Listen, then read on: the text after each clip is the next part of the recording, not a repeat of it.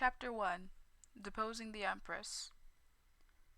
During the early summer, when evening falls, there will always be sudden torrential rains. The skies were overcast, and the dark clouds were suppressing the dignified atmosphere of the palace. The formerly magnificent palace hall was shrouded by the clouds, as if a huge cage trapping the people inside firmly. In the large chambers, the curtains seemed old as they were covered with a thick layer of dust. The weather originally was hot, but one actually felt a little cold inside. Clothes and jewelry were scattered all over the floor, as if some calamity had just occurred. A female was half kneeling on the ground, looking at the person in front. This female was only in her 30s, but her face was already like that of an old woman. There was deep hostility between her brows, and her eyes were as dead as stagnant water, seemingly unable to tear, like a long-dried well, but filled with a bottomless hatred. "Your ladyship, please." The eunuch beside her had a bolt of white silk in his hands, and his tone could not hide his impatience. "Zaja still needs to report back to His Majesty upon completion." Shen Miao's eyes landed on the eunuch. She remained silent for a long time before slowly speaking with a hoarse voice. "Zhao Lizi, when Ben Gong promoted you at that time, you were still a dog beside Gao Gong. The eunuch slightly raised his head arrogantly. "Your ladyship, the present is different from the past." "The present is different from the past?" Shen Miao muttered, before suddenly raising her head for a laugh. "What a good 'the present is different from the past'! Because of one sentence, the present is different from the past. All the servants and courtiers who had previously seen her would be respectful and let her order them around. Because of this, the present is different from the past? She ended up with 3 chi of white silk to end her life. What kind of past is the past, and when did the present become the present? Was it starting from when Mei Fu-ren entered the palace? From when the crown prince was deposed? Or when Prince Wan Yu died tragically on her long journey for an alliance marriage? Or was it when she came back to the palace after being a kin hostage 5 years ago? From the past to the present, from an empress to a deposed empress, it was all because of Fu Ziyu's one word. This entire court of officials changed their positions, and this Ming Qi reversed black and white. What a good 'the present is different from the past'! The doors of the hall creaked open, and a pair of dragon-embroidered boots stopped in front of Shen Miao. Looking up, her eyes were met with a bright yellow robe. "Seeing that you have followed Zhen for 20 years, Zhen will grant you an intact corpse. Thank this kindness," the emperor said. Shen Miao slowly raised her head and looked at the man that was standing tall above. Time did not leave any imprint on his face, as he was as handsome as he was in the beginning. He was the wise sovereign and justifiably the son of heaven. He was the man that she had foolishly loved for 20 years, and the husband that she helped in humble circumstances over the years. Now he said to her, "Zhen will grant you an intact corpse. Thank this kindness." "Why?" Shen Miao asked with difficulty. He did not reply. "Why the need to eliminate the entire Shen family?" she asked. Prince Ding, Fu Ziyu, was one of the 9 sons of the late emperor. Each of the 9 sons had their own merits, but the crown prince was sickly, and the emperor was not willing to alter the title of the crown prince. Thus, the princes took the turmoil as an opportunity. She had long fallen for Prince Ding's peerless talent, and regardless of her family's persuasion, she finally got what she wanted, but also firmly tied the entire Shen family together with Prince Ding. Because of that, she dedicated herself to assisting Prince Ding, changing from a pampered daughter who did not know anything to a prince consort who could participate in court, come up with plans, give advice, and also stabilize the country. On the day that Fu Ziyu ascended the throne, he established her as the Empress, the mother to the world. She thought that she was the grandest Empress. When the prince's rebellion was quelled, the Zhao Nu attacked, putting the neighboring countries at risk. In order to borrow troops, Shen Miao voluntarily went to the Qin country as a hostage. When she left, her children were not even a full month, but Fu Ziyi had said, "Zhen will personally bring you back." 5 years later, she finally could return back to Ming Qi, but there was an additional beautiful and talented Mei Furen in the inner palace. Mei Furen was an official's daughter that Fu Ziyi had met during his expedition to the east. He liked her intelligence and sensibility and thus brought her back to the palace. Mei Furen gave birth to Prince Fu Chen, who was much favored. Conversely, Shen Miao's son, the Crown Prince Fu Ming, was not favored at all. Fu Ziyi once said, in the presence of the entire court, "Fu Ming's character is too soft. Fu Cheng is still the one who resembles me the most." His words clearly indicated his intention to change the title of the crown prince. As Mei Furen made Shen Miao feel a sense of crisis, they fought in the palace for 10 years. Mei Furen had repeatedly gotten the upper hand to the point that she even urged Fu Ziyi to marry her daughter Princess Wan Yu to the Xiongnu as a marriage alliance. The Xiongnu were very aggressive, and Princess Wan Yu was immediately cremated after dying from an illness on the marriage journey. Everyone knew the matter was strange, but as a mother, Shen Miao had no alternatives. At the end, she had walked to where she was. Fu Ziyi's one decree of the Shen family revolted. The crown prince was deposed, and he had committed suicide to atone for his offenses. She as an empress would also be deposed, and 3 chi of white silk bestowed.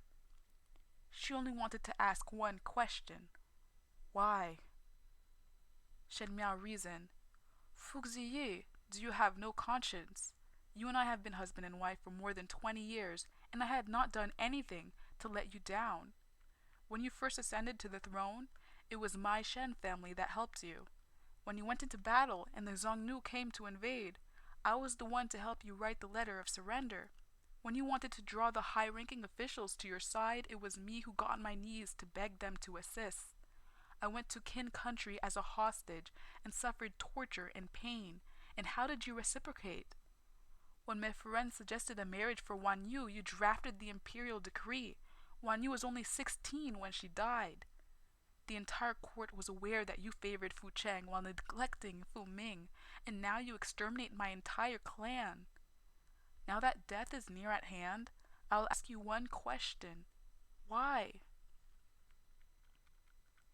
Shen Miao, Fu Ziyi frowned, but there was not the slightest change in expression, as if he was a cold statue.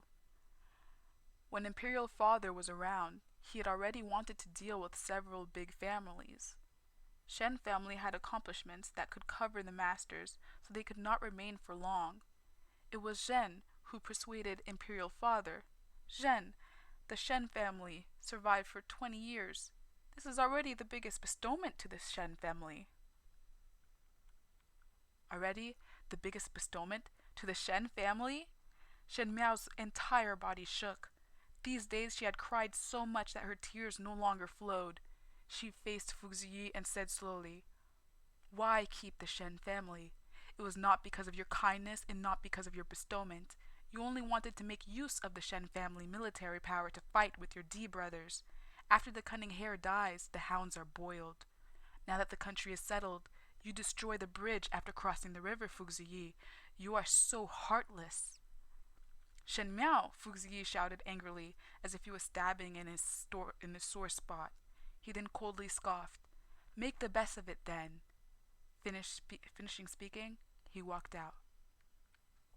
Shen Miao crouched on the floor as she clenched her fist. This was the man that she had loved her entire life. She fought for his favor with Mei Furen, and only found out at the end that it was not fighting for favor. This man's heart has never been with her at all. All the words of love were simply an amusing play, a big joke. She spat out a mouthful of fresh blood. "Older sister, what is this? You look awful," a sweet voice sounded. The female wore a light yellow robe with a hibiscus sewn in front over a willow waist, like a fairy from heavens. Her actions were very graceful and moving, as she approached. This was Mei Furen, who had the winning hand and fought with Shen Miao for her entire life in the palace. Behind Mei Furen, there stood two women dressed in the palace robes. Shen Miao was surprised for a moment. Shen King? Shen Yue? This was the second and third household, second uncles and third uncles' daughters. Her two older Tang sisters. Why were they in the palace? His Majesty summoned us sister into the palace. Shen Yue covered her lips as she smiled. Fifth younger sister need not be shocked. Previously, fifth younger sister loved to help us sisters to matchmake. Now it will no longer be needed. His Majesty treats us sisters very well. You! Shen Miao's heart was like overturning seas and rivers, as with lightning speed she seemed to have understood something that she had never considered before. Her voice sounded incredulous as she said, You both have been delaying your marriage all for this day? That is exactly the way it is, Shen King took a step forward. At the beginning, His Majesty had reached an agreement with my father and third uncle. As long as they are able to make you marry His Majesty in time, us sisters would have the same place to go to. In the beginning, when Shen Miao was able to marry Fuxiyi, the second and third households also put in a lot of effort. Thinking back now, when she first fell in love with Fuxiyi, it was second and third aunt who kept mentioning that Prince Ding was a talented youth, which made her feelings sprout. So it was actually an agreement that was set up much earlier? So it was actually the second and third households that had hidden their evil hearts and waited for everything to occur today? Shen King was afraid that Shen Miao did not understand and continued. His Majesty is so capable and handsome, and we sisters have long admired him. Unfortunately, only first uncle had power in his hands and could force fifth younger sister to climb up first. Fifth younger sister has lived a fortunate life for many years before. Now, our hour has come. Shen King! Shen Miao suddenly straightened up and voiced out. His Majesty sees the entire Shen family, but let both of you enter the palace. How are the second and third households safe and sound? Of course the second and third household would be safe and sound. Shen Yue covered her mouth as she laughed. Because we have done a great service. The evidence of eldest uncle's rebellion was presented by our household so as to place righteousness before family. Fifth younger sister, in return, His Majesty bestowed high-ranking titles to our two households. Shen Miao looked at her own two Tangjis in shock and said, Are all of you crazy? When the nest overturns, will any eggs remain intact? The Shen family is one big family. Fuxiyi wants to deal with the Shen family, but you all actually frame your own family members? Family members, fifth younger sister, we do not acknowledge the first household as our own family. Shen King laughed coldly. Moreover, you have enjoyed too much already. Now that the crown prince has died, the princess is no longer here, and the Shen family is destroyed. You should leave earlier for the underworld and reunite with them. Mei Furen leisurely came forward and smiled brightly. Older sister, the country is stabilized. You should retire. In the end, after fighting for 10 years, Shen Miao lost too tragically, and her life was now in shambles. Lost till her clan had perished, and she needed to mourn for her children. Lost till she became a laughingstock to the world. Her daughter who had met with a violent death, the crown prince who was deposed, the Shen family who had sacrificed themselves for the entire country. Not one of them was lucky enough to escape. In one dynasty, everything was overturned.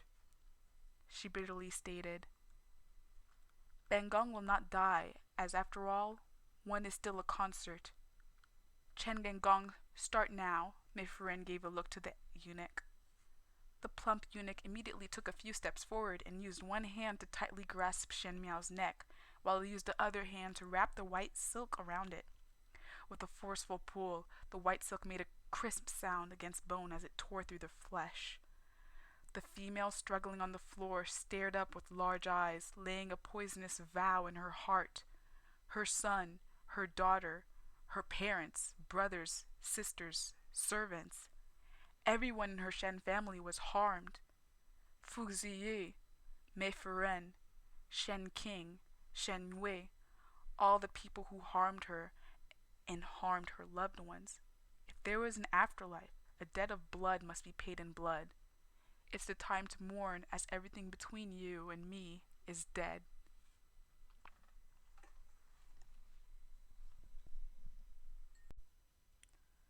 So this was my first audiobook reading. Like and subscribe if you enjoyed it. Leave a comment in the comment section. Tell me what you think about it. And yeah, hope you liked it. Thanks for watching.